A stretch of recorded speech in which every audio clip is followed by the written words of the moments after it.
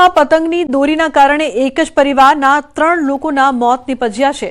જિલ્લાની બ્રિજ પર બાઇક પર જતા પિતા પુત્રીનું મોત, સારવારમાં માતાનું પણ મોત નિપજ્યું।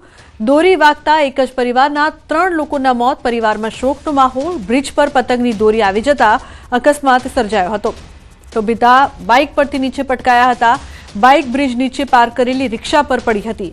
માતાને ગંભીર હાલતમાં ખાનગી હોસ્પિટલમાં ખસેડાયા હતા। જિલ્લાની બ્રિજ પર પતંગની દોરી આવી જતા અકસ્માત। કીર્તેશ જોડાયા છે વધુ માહિતી આપવા માટે। કીર્તેશ, શું વધુ વિગત સમગ્ર મામલે?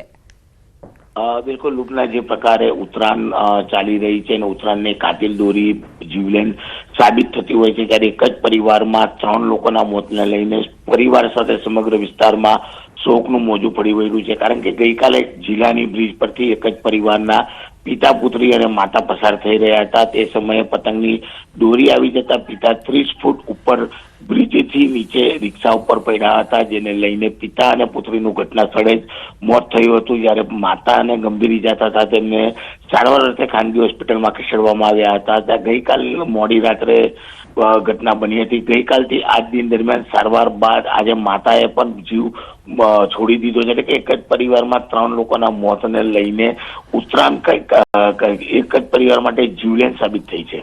બિલકુલ કીર્તેશ, ખૂબ જ દુઃખદ ઘટના। આભાર સમગ્ર માહિતી બદલ। તો જે પ્રકારથી ઉત્તરાયણ છે ત્યાં પરિવાર માટે જીવલેણ સાબિત થઈ।